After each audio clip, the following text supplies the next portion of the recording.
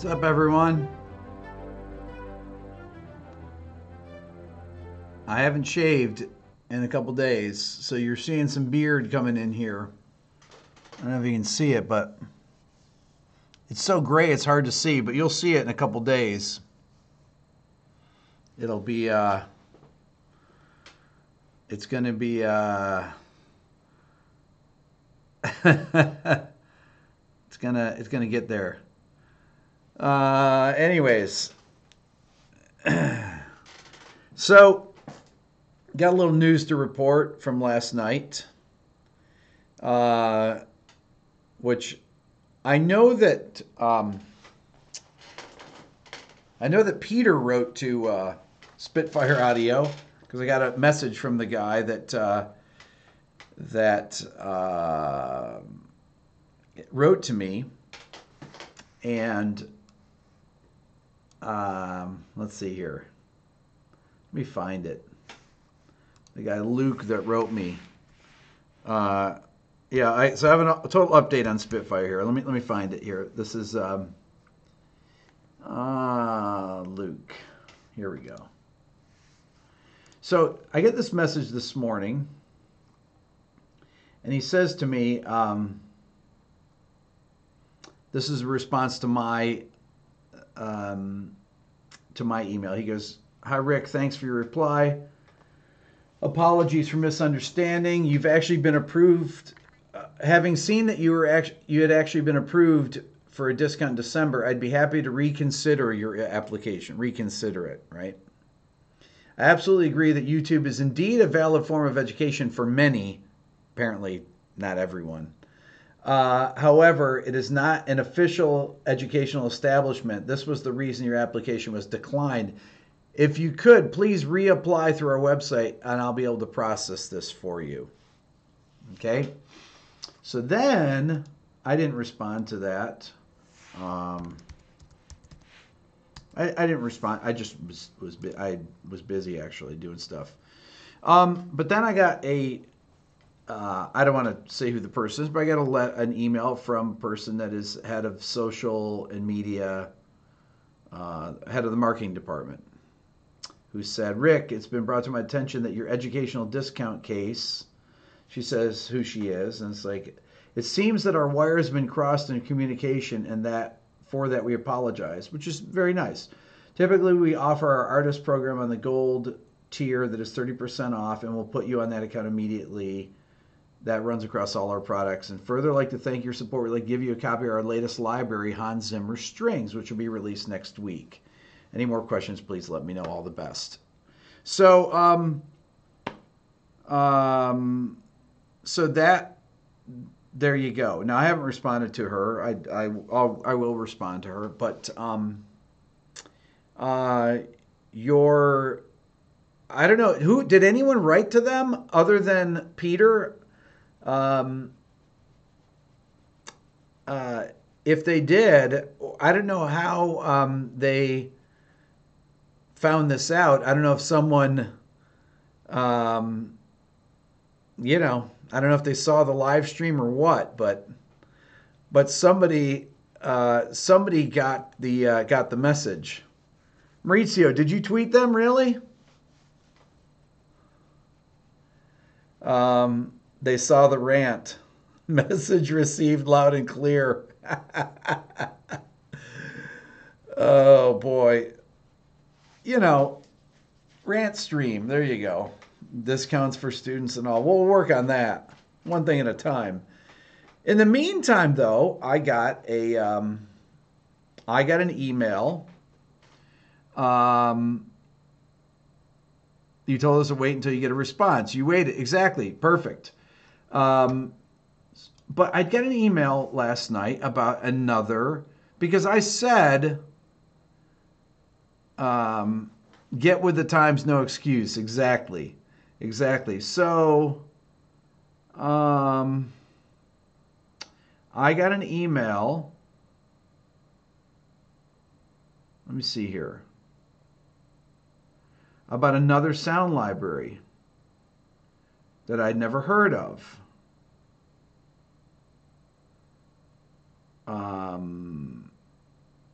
where is it here? I had never heard of this orchestral library.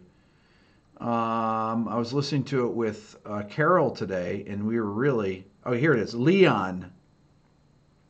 Leon from the Netherlands wrote. He must have watched. He was watching last night. Hey, Leon. Thank you for writing. He told me about this thing called 8DO. 8 and the number 8 and then DIO.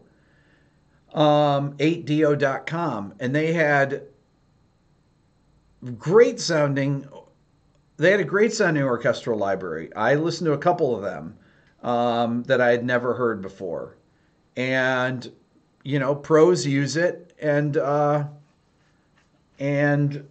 so that I'm going to check them out, and they could be getting my business as well. I respect the woman from Spitfire for reaching out to me. That's totally cool.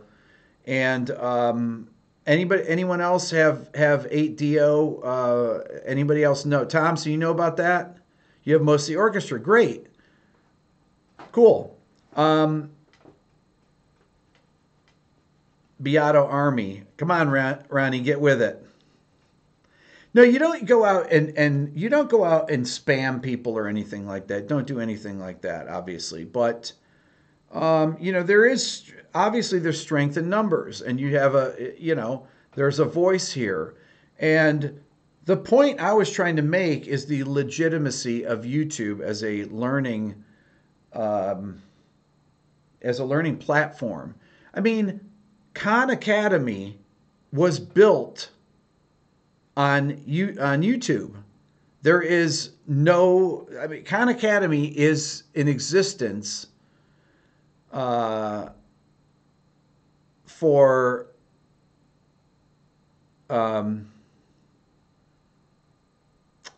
because of YouTube, because Sal Khan. I don't know how many of you know about Khan Academy, but Khan Academy, Sal Khan started Khan Academy back in 2006 or so, and honestly, Khan Academy was really kind of the inspiration for my channel. The idea that Sal Khan, who's a MIT undergrad and a Harvard MBA, who was working as a hedge fund manager, ran into one of his cousins at a family wedding, he and his wife, and and one of his cousins was having problems in algebra or something. So Sal made a tutorial for her that was done on, for those of you that don't know it, I assume probably many of you know it. It basically covers from grade 3 beginning arithmetic all the way until you're through an undergraduate degree in any field. Okay. And he started out with these things. He put them on YouTube because that was the way you could deliver videos. That's why I started my YouTube account in 2006, 2007 to send videos to my mom, because they were too big to send otherwise. You couldn't email things like that, right? So you post them on YouTube, you send a link, and that's it. So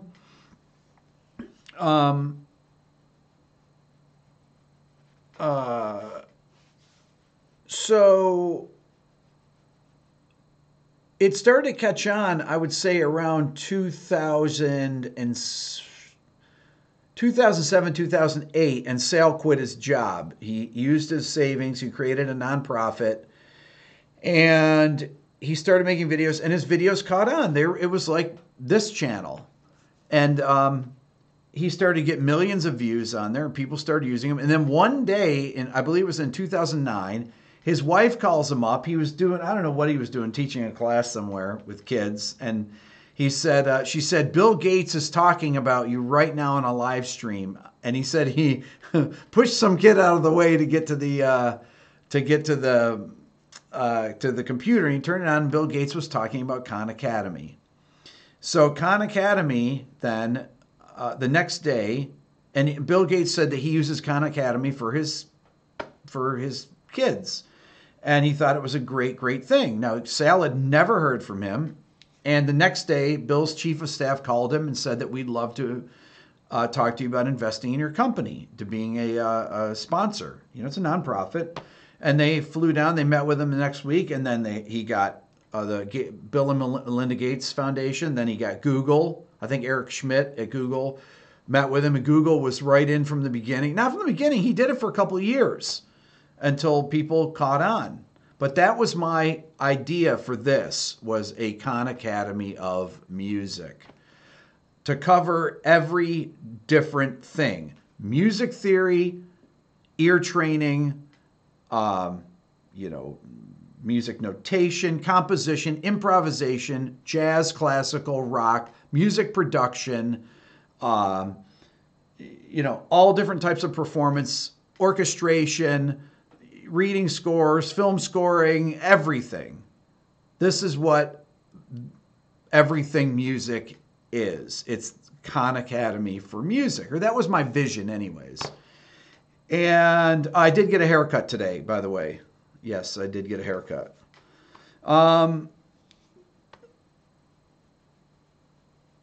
So there you go. That's the goal. Now Sale Khan has, I don't know, 8,000 videos. I only have, between the two channels, I have 100. I think this is my 100th episode on this channel. It's my 100th video.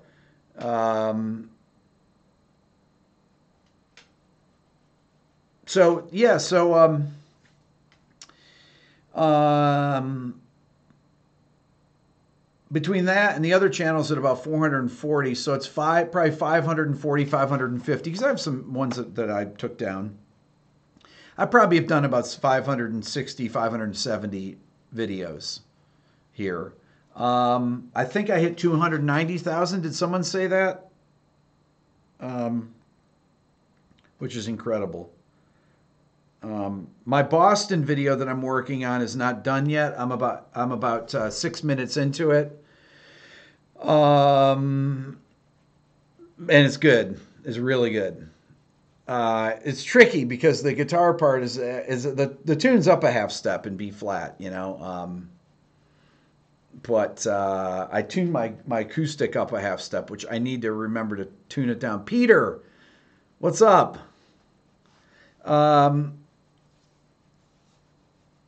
Ronnie, I'm doing Hitch a Ride off the first Boston record. I'm thinking about, I'm not sure I can do it, that I have the technology. I don't know the solos at the end, but if I can do it, I'm going to do the two solos, the dual leads, and I'll do a split screen and do them if I can. If I can't, then no problem. I've already gone through and I have some of the drum parts. I have some of the fills notated. I've gone through the melody and demonstrated the melody with the music, because it's a perfect melody. And I'm talking about the tones, because there's so much about this. This is pre-Rockman. He did not invent the Rockman. I went and I've looked for information on how he recorded it, but he recorded it over years. But one thing that I used, and I'll show you guys, this is a pedal that I'm using in it. I don't know if any of you have ever seen this. It's a Crybaby Q Zone. You ever see this? This is a fixed wah pedal that I don't know if they still make it, but it's like when you have a half cock wah, but you can really get it exact. So this is a great thing. I can get that Boston sound with this, because it's basically a kind of like a notch filter sound. It's like a half cocked wah, a lot of 1K in it. And when you hear it with my Marshall here, you'll say, "Oh wow, that's it." That's how he did it. I mean, that's it. It's really EQ. The guitar sound is very EQ'd.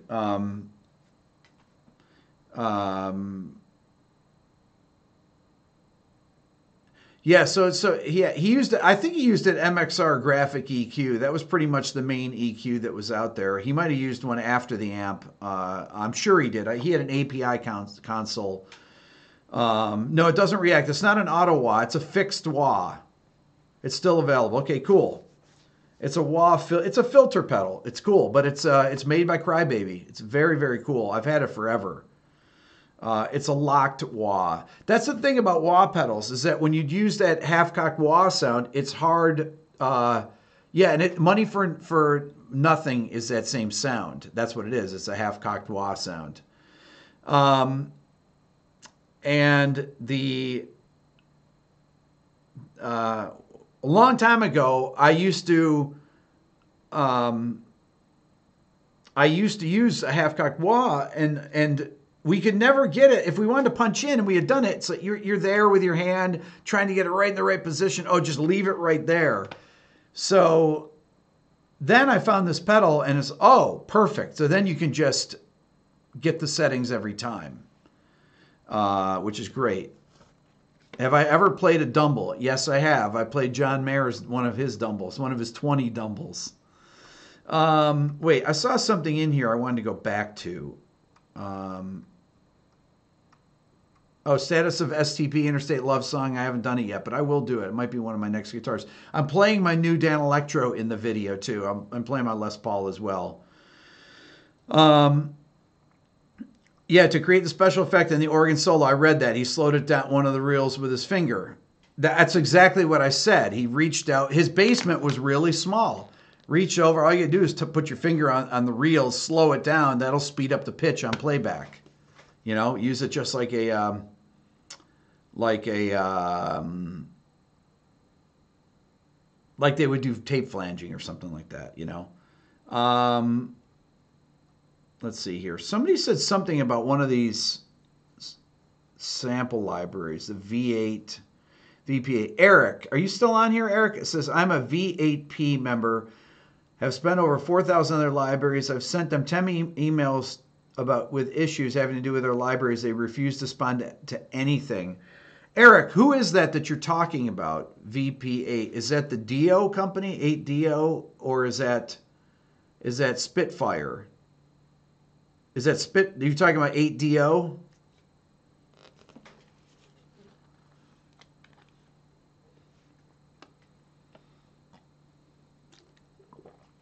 There's about an 8-second delay after you ask somebody something. Eric, are you talking about Spitfire? That's what I'm asking.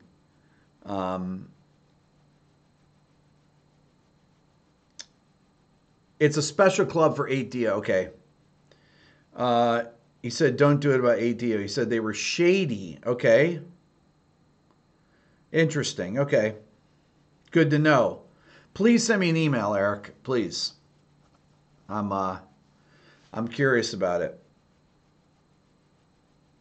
Okay. Harry, if I had to describe the difference between a digital amp versus a tube amp, how would I describe it?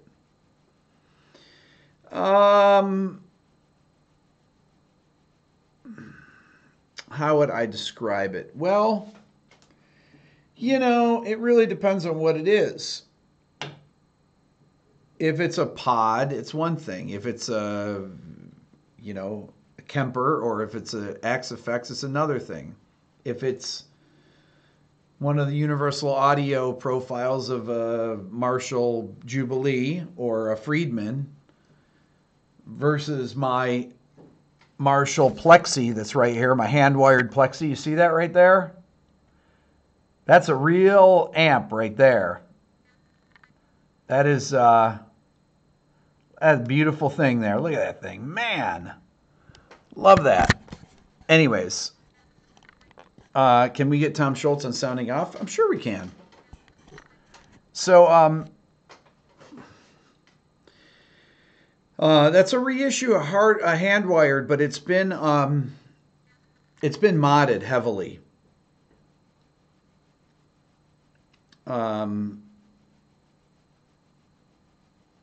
So, you know, the difference between a digital amp and you know, it depends. It's hard to say. You know, a lot of people couldn't tell the difference. A lot of people, you know, it doesn't matter for some things if it's in the. It doesn't matter if it's in the mix, if it's, you know, if it's just one guitar part. Okay, that's that's a different kind of thing. So once again, I can't really generalize about that. I've used digital amps plenty of times. I've used real amps many more times. And I've used XFX and Kemper. If you EQ a virtual amp, you don't have to EQ. I mean, most of the virtual amps you don't really need to EQ. Most of the things are so close now. It's do I hear a difference between EL34s and 6L6s? Yes, but the build of the amp, it makes a big difference. I have a Fender Deluxe amp over there that's a silver face 70s, but it's been black faced, so it's been modded, and Peter Stroud modded it. Peter Stroud's a good friend of mine. I don't know if any of you know him. He's Sheryl Crow's guitar player. He's been playing with her for 18 years or so. He lives a few miles away from me, and we meet up at Starbucks occasionally. And he's an incredibly great guitar player, great guy. And he used to do amp repairs when I first moved here 25 years ago. He used to be an amp repairman in town, and he owns 65 amps. And Peter did the mod on my amp and put 6L6s in it, so it has way more headroom, and it sounds amazing. It really does. Just having 6L6s in it. I think 6V6s are the tubes that it had as its power tubes, and these have more headroom, so the amp has a lot more kick to it. This Plexi, for example, here has the Jose Hernando mod to it. Jose Hernando was Van Halen's guitar tech, who I guess modded his who modded Van Halen's amp and did that. That's kind of the Van Halen sound off the first record. But a lot of the older virtual amps didn't sound quite as good. The mid-range was harsh. They get really honky in the 1K, but it's hard you can't really generalize about things. There's so many different things. Stroud is the 65 amps guy, yes. But I'd say most of my amps are modded, honestly. My dual rectifier is modded, and it sounds really, really amazing. So I'd say out of my amps here, probably half of my amps are modded, something like that. Sounds expensive. It's expensive to do. Chris, what mod on the dual rectifier? Okay, so I had a series of mods done. One of them was put a one had a mod to filter the fizziness off the top end, and it really, really helped a lot. There's also has a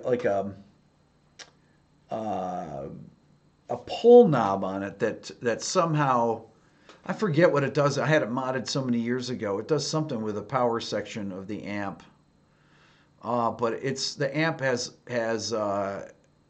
a lot of gain, but it's got really good mids to it. Unlike most Mesas that sound all scooped out and everything. But there's people that I've had different people mod different things, and it's not a Tremoverb. No, it's a 2-channel dual rectifier.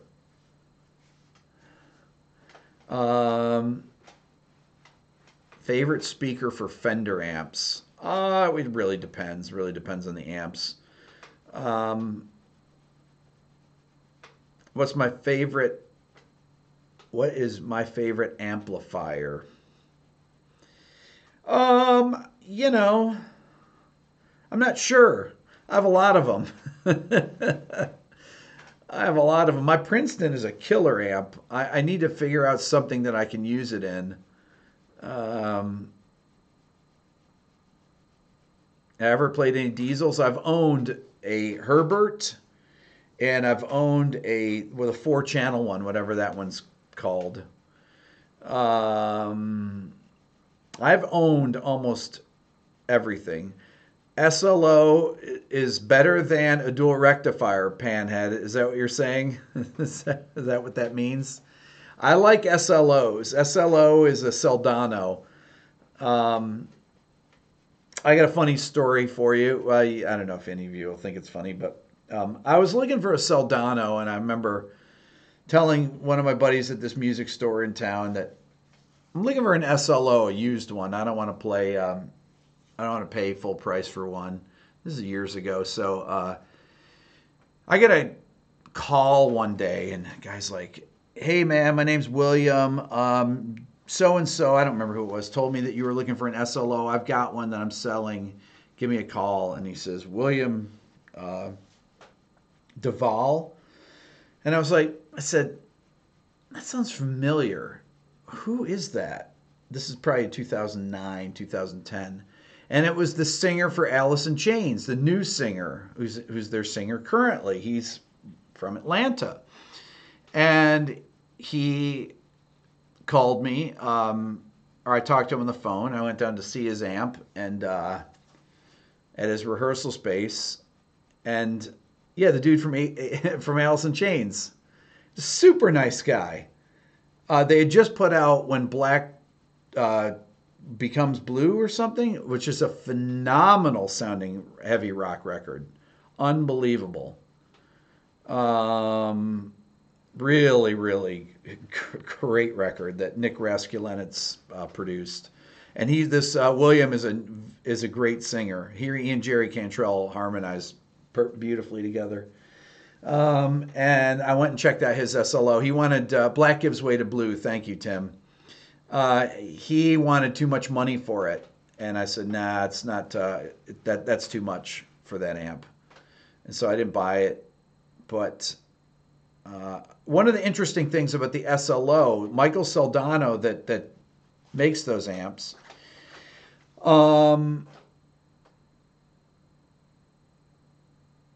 Michael Soldano initially worked for Yamaha, and there's a Yamaha amp that is made that's very similar to a Soldano.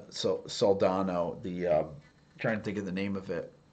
But one thing about the Soldano is that the clean channel is actually out of phase, I believe, with the distortion channel on the SLO. So when you play the distortion channel, the TC100, thank you, Rodrigo. The distortion channel has a little bit of the clean channel in it. If you listen, you can hear it.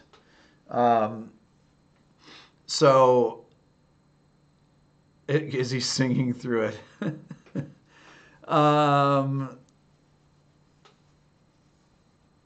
The old Mike Stern Yamahas. You know, it might be, Brett. It may be the ones.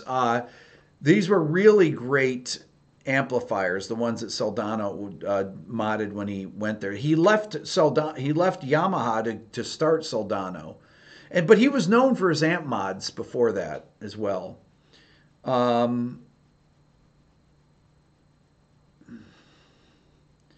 Let's see here. Do I know any of the Fender Custom Shop guys? No, not yet, but I will. Have I ever owned a Mesa Mark II C Plus? I've never owned one, but I've played through one many times. I believe too that's what John Petrucci's amp is based on. His new amp. That's what he used to play. Well, I think it's a combination. Christopher, do I remember what amps were used on the Flicker Stick record? Well, on the tracks I did, probably my amps, and I think back then I didn't own that much. I had a JCM 800. I had a few amps. I think I had a Dr. Z. I had a Vox AC30. I didn't have that many. Amplifiers at the time. Soldano, send Rick an amp right now. Hey, the guy Tim that sent me the Dan Electro or the guy that owns Dan Electro. What is his name? He's the guy that invented the Fox tone machine. His name Chris. He sent me a little note, but like I said, I'm playing it in the new Boston video that you'll see tomorrow. What speakers do I like best for my Marshalls? Okay, so I have probably, I don't know, 10 412 cabs. I have a cabinet with vintage 30s. I have a cabinet with 25 watt Celestions. It's right here. I have a cabinet with 65 watt Celestions that I got from different amps from 79 through 81. They made 65 watt Celestions that are killer sounding. I think Robin Ford used to use those back in the day. I have an orange cabinet with vintage 30s. I have a Marshall cabinet with vintage 30s too. I have a Mesa cabinet with vintage 30s. Celestion vintage, yeah. I have an Ampeg cabinet, an old Ampeg cabinet with, I'm trying to think, it's a V4 cabinet from the 70s. That's really, really killer. Yeah, the G65, those are the ones I have.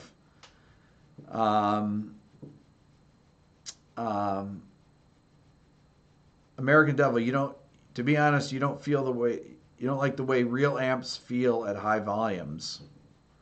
Well, turn them down.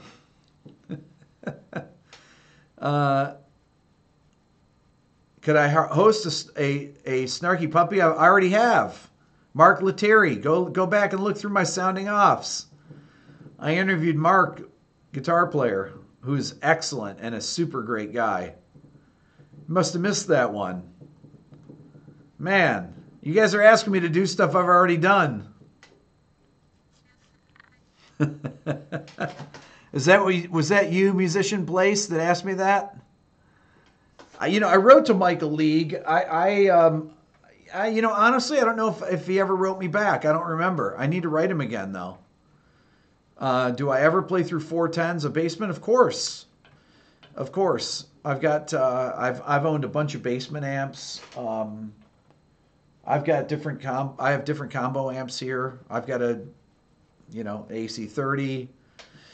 I've got a twin. I've got, what do I got? I've got an old Gibson, 57 Gibson, whatever it is. I don't know, but it sounds amazing. I've got a Fender Champ or something. I don't know what that is. Is there a guide to my videos? Well, I have playlists for them. I have playlists. But I love gear. Okay. There is no, do I find AC30s a bit fuzzy? No. They can be noisy though. I have an English one. What you don't want are the Chinese ones that they make now. I don't think that they think they're much cheaper made. Mine's 20 something years old. So I have owned,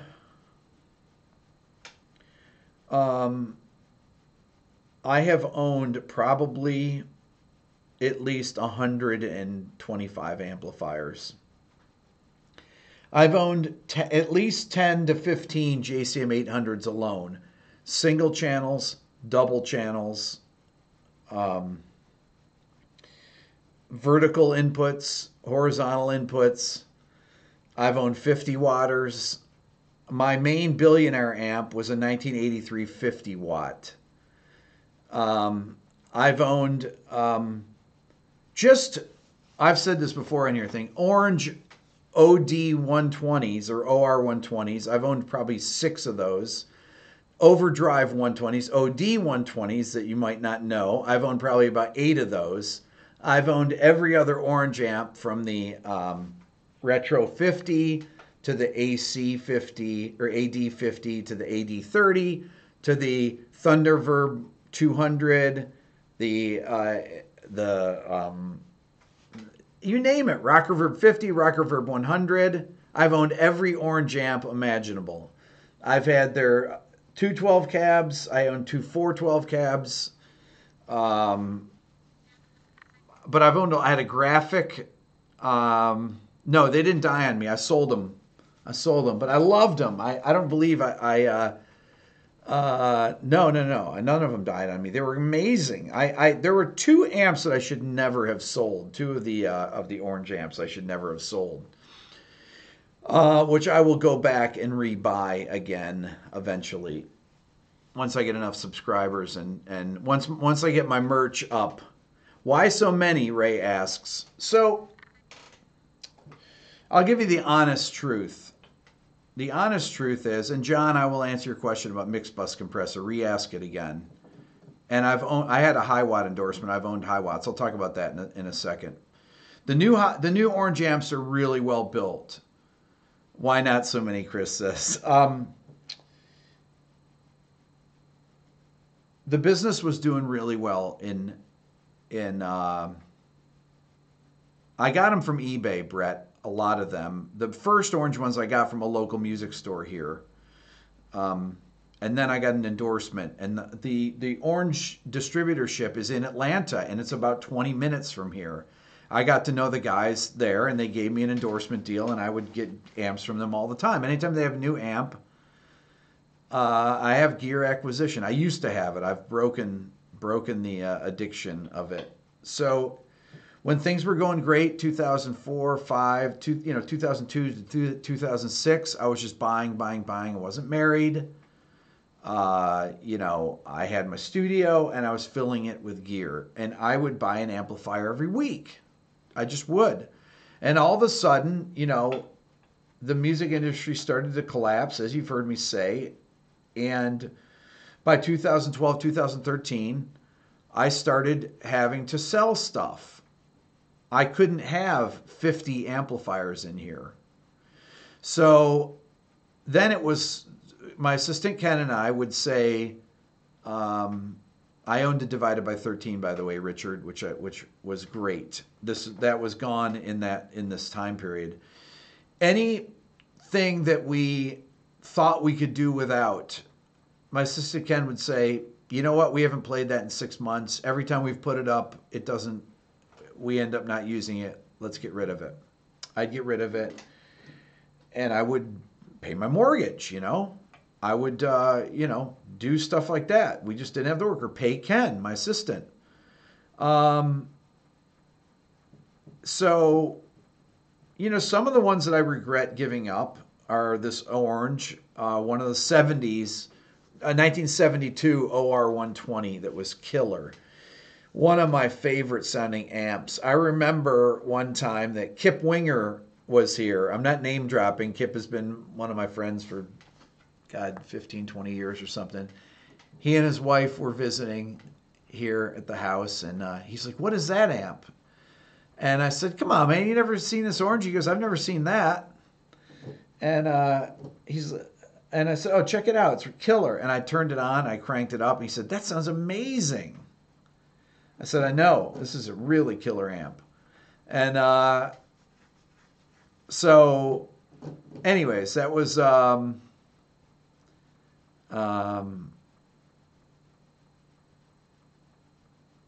then he vanished in his gear too, Prince. That's funny. So I got rid of that amp I shouldn't have, and I had an OR120. I had an OD120. It's called an Orange Overdrive. Check it out. It's got the FAC knob on it that has, I want to say, 7 positions. It's got capacitors. Oh, I love this stuff. Man, I love this stuff. I can talk about gear all day. But I would browse eBay every single night. I was absolutely obsessed with it. It was so fun. I would go through. I'd look at the guitar centers all across the country.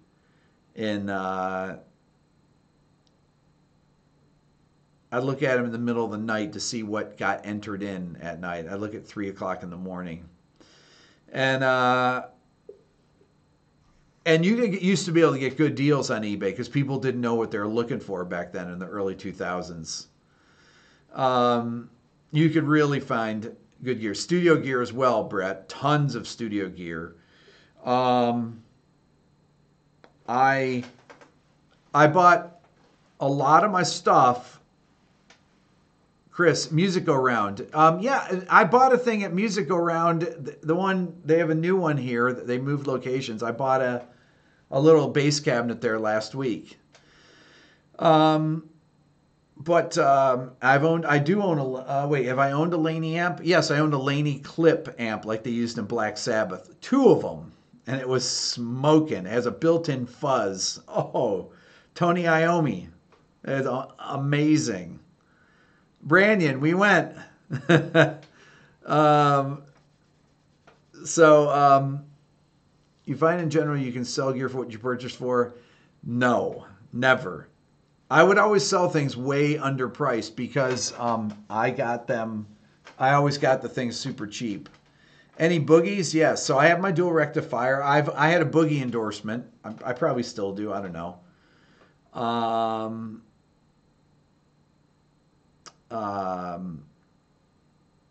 I've had multiple dual rectifiers. I've had the small one. What was it called? The Trans-American or something like that. I don't even remember.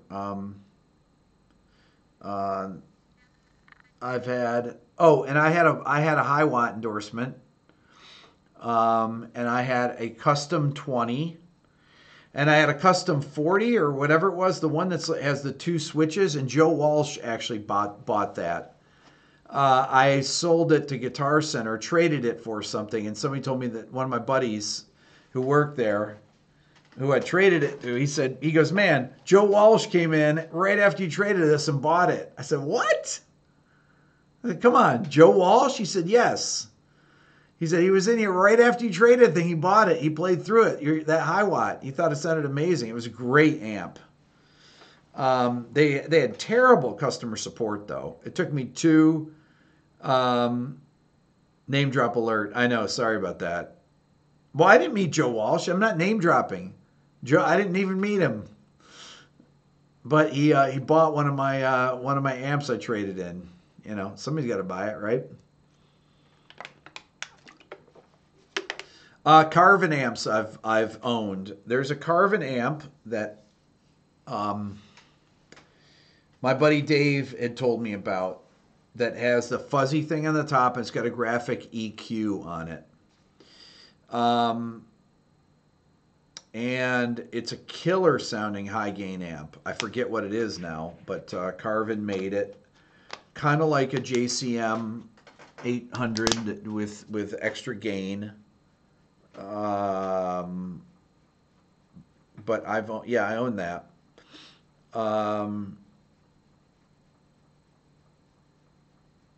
Vi-Carvin. You want to buy a Vi-Carvin amp? Okay. No more coconut water. No. A Vi-amp is one of the best sounding ones. I'd love to check that out. I don't know what... I've owned a Fender Tone Master 100 watt also. Those are good amps. What do I think about Orange? Yeah, I love Orange. They make great stuff. Certain things are better than others. I owned a Bogner Shiva and I owned a Bogner Ecstasy, both. The Shiva I didn't like as much as the Ecstasy. I thought the Shiva was okay, but I wasn't knocked out by it. I never have owned a PRS amp. I've tried them. Not a big fan. PV, I've got a 6505 over there. I've owned 5150s. I have a Sovtech MiG 100H sitting right over there. That's great. I've owned multiple JC 120s, Roland's, but not in years. I had a Sun. Because I love that Doom rock. Doom metal. I had a Sun. What's the Sun head that they use? All those bands use. The Sun. Oh, the thing, monstrous amp. Um, what is the amp? What is the head? That wasn't a concert lead though. Um,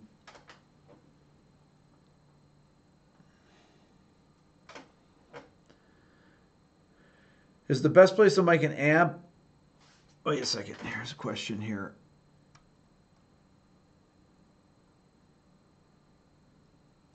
Chris asks, "What's the deal? What is the deal with the Roland JC120? Was it just clean, loud?"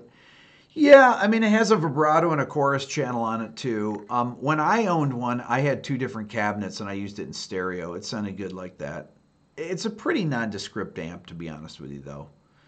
I mean, I like it. I think it's a good amp, but it's a solid state clean amp. It's good for jazz. That's what I used it for. Um, and twins to me are good clean amps, but they're not really good for jazz. It's a different kind of clean. I use my twin if I'm gonna play clean guitar parts.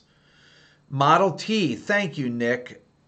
That was the Sun amp, the Model T. Oh, smoking, monstrous amp. Um, so Bill, yes, I have owned solid state amps, and I have an Ampeg V2 over there, and I have an Ampeg SVT, and then I have a custom made B15 head. Um, the Model T amps, of course, exactly. I just love that stuff. The Space Echo, I've used everything you can ever imagine. Um, yeah, so my Ampeg, my V2 is a 50 watt, or it's a 50 watt version of the V4. It's like the VT40 or the VT22 that the Queens of the Stone Age use. Um, those are, Mad amps in the 70s. Yeah, they're similar to oranges. I just love that whole the aesthetic of all that stuff of the Mad amps, everything. By the way, thanks for the French toast idea, Ramon. You got that? There you go. Um, let's see. Noise suppressor in 5150s. Have I tried the 25 watt, 50 watt anniversary Jubilee? Okay, so not only have I owned a Marshall Jubilee, but I own the 2550, which is the same amp. So they made the Jubilees in 1987, but in 88,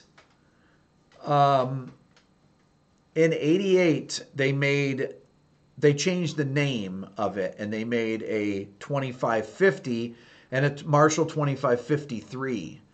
One was a 100 watt, one was a 50 watt. So if you wanted to get a Jubilee, now they've done the reissue, and they also had the mini heads too. And I love the Jubilees. Joe Bonamassa used to play. That was his main lead amp. He had four heads that he would use, but I think that the Marshall Jubilee was his main tone.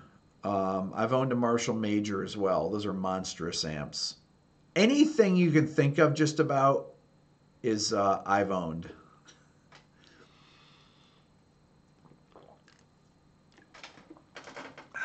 Should I pull a trigger on an Ampeg guitar amp? It depends on which one it is, Space Bus. Really depends.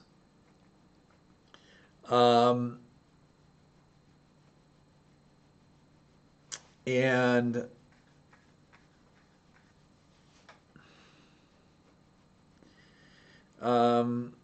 the Brunetti, I've not really played those amps. I don't have any Phil Jones amps. I've never owned any.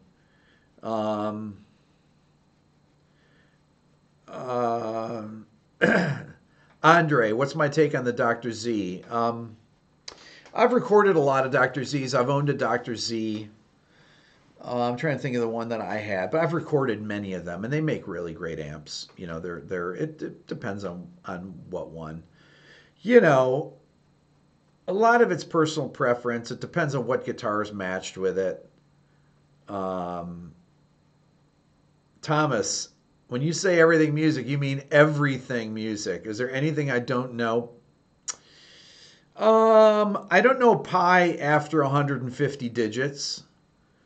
Matheny used to use an acoustic 134 with four tens. Um, uh, I know a lot about gear. I know as much Lab Series. I owned an L5, which was great amps. I know all the Lab Series amps. I've not tried some of the new DSLs, but I have a DSL. I have a JCM 2000 that's a killer sounding amp, the dual super lead from 1999, the best year. I've owned Sound City amps. I've owned a few of Sound City amps. Oh man, I need to put some pictures on my website. I've got pictures of all these amps that I've owned. I mean, hundreds and hundreds. It's probably I've got a Digitech 2101, Chris. I have it sitting in the other room. It's not working though. Ty Tabor used the Lab Series L5. So did Alan Holdsworth and BB King. Um, why do bass amps use 10-inch speakers? Well, typically in an 810 cabinet, it's all about surface area with these with the speakers. You get a lot more surface area. You got 8 10-inch speakers, um, as opposed to having what, two 15s or something. I'm not sure. I think it's for definition too. It's like you get bottom end and definition. Um, yeah. So Jay says frequency response. That's what it is. They move faster. They're lighter. Yeah. I mean that's why. Surface area moves air. Um, we need a Beato gear channel. Oh man, I haven't even talked about microphones and mic pre's. I've owned so many. I've got modded mic pre's in my control room. Everything. I know people that build mic pre's. How old am I? I'm going to be 56 in a few weeks. Um, but you know, I've been I have been recording for 25 years, but I've been playing in bands since the mid 70s. So I've had a lot of time to experiment with a lot of gear. Um, it's you know, YouTube takeover. There you go, J Bone. Um, I mean, honestly, this stuff is really where my expertise is. It's um, I feel as comfortable talking about gear as anything.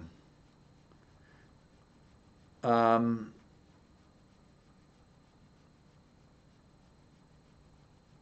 the knowledge you learn can't be really passed. Knowledge has to be learned and can't really be passed. Yeah, and the knowledge thing is also uh, there's the experience of having used these things multiple times. I mean, I've produced probably 750 projects. I've recorded drums, live drums, 1,000 times maybe. I don't even know how many times. I've recorded every kind of drum set you can imagine. Uh, any type of setup. You can look at my drum tuning videos on there. You know, I've got drum tuning videos. My first videos I did were things like drum tuning and mic setups and things like that. Knowledge plus wisdom equals understanding. Well, hopefully they do. Um, Go to bass rig for recording, Joe. really depends. You can't go wrong with an old vintage SVT if it's in good shape. Um, but Thomas just said there's no amount of instruction or study that can actually replace doing something. So the school that my daughter Lennon goes to is has a constructivism model. Constructivism is basically you learn by doing. They don't give homework, and that you learn through experience, which is really the way to learn things. Now, you also have to remember the stuff though, because without remembering it, it's like remembering what the sound of a minor sixth interval is, or being able to refer to a Marshall 2553 versus a 2550. That may not be useful to most people, but it's useful to me to know that those are versions of the Jubilee. Now, I know those because I've owned them all. And I've studied the sound of them. I've put mics in front of speakers. I used to pay my assistant Ken to come in when we didn't have a session just to record sounds and try and try to match things that we had heard. So it's really, and I depend on other people. I think that I've got my friend Dave that you saw. Those of you that saw the Gibson and Fender video, Dave Honorado, he was in the video with me and Rhett. And Dave is a guy that I've relied on for years. He knows as much about gear as anyone I've ever met. And he's a phenomenal rock guitar player, amazing rock guitar player with a great feel. But he's owned 800 amps because his dad owned a music store. Beato book is only digital. BB drums. Dave is a real gearhead. Don't adjust the bias on anything, Barry, unless you know what you're doing. I'm gonna have Dave on to talk about gear. I'm gonna get him. He promised he would come in and would talk, and I want him to play for everybody too. This stuff is the reason I've asked everyone on here about their opinion about things like this Dio company I just heard of today. And to know things about companies. For example, Spitfire Audio. It's good to know these things. I think it's really good. It's you can watch gear demos on YouTube, but you don't know how the people are recording things. You don't know if you don't know if they're EQing things afterwards. You don't know if the people know how to mic things properly. You may get an opinion of a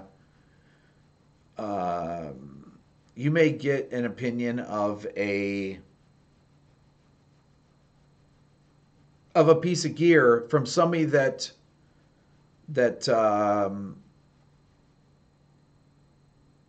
somebody's demoed badly or something, and then you ask some. But if you ask somebody that knows, like my buddy Dave, I said, Dave, what is an amp? I remember sending when I was building my studio. I said, tell me some amps that people don't know about that I should have that I can find killer deals on. He said, okay, the first amp that you should get is a MiG 100H Sovtech. You can get one for $400 on eBay right now. And he sent me a link. He said, this one looks great. Check it out. So I just bought it. I got it. It's still here.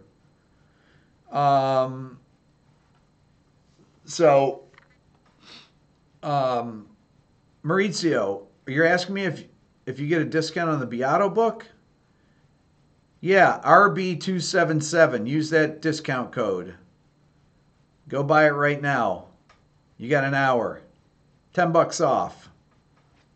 How's that? Boom! That's for helping me out.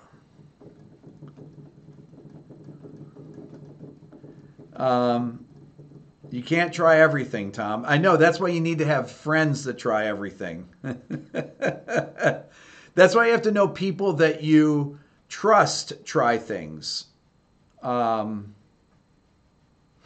Monty, any bundle deals for people on this channel? Write to me. I'll give you a bundle deal.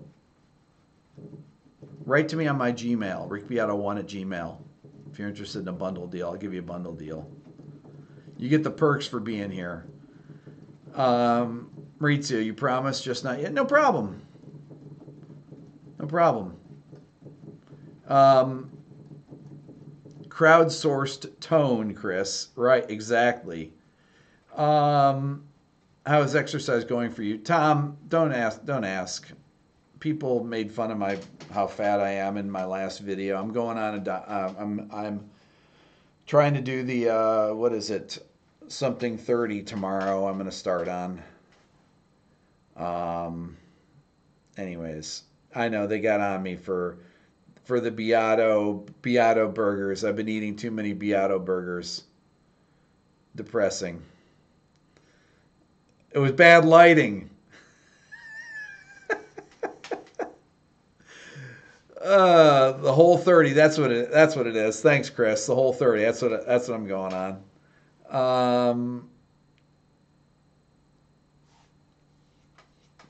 Beato Burgers, new chain. Oh man, God, I got crushed on that. It's the first comment on the last video.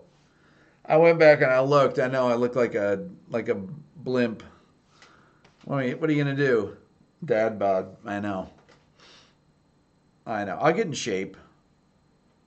The beard won't support any standing waves. The camera adds 20 pounds. For me, it adds like 50 pounds. The camera adds 100 pounds.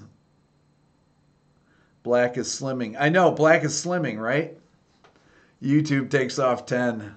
That's like me and Smitty talking, and somebody said, boy, he looks thin. And Paul weighs like 250, 245 or something. He weighed 145. You know what, though? When I have my beard, you don't notice that I look like Mountain Man. So I'm going to grow it for a couple weeks. Anyways, all right, I'm good. I got to go. I'm going to get back to work on my Boston video. You guys are awesome.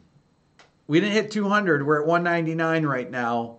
I wish we hit 200. There we go, 201. Boom! 201. We hit 200. Brandon, you got to be on, man. You come over here, be on a video. We'll see, you know. We'll see. All right, everybody. Thank you. Good night.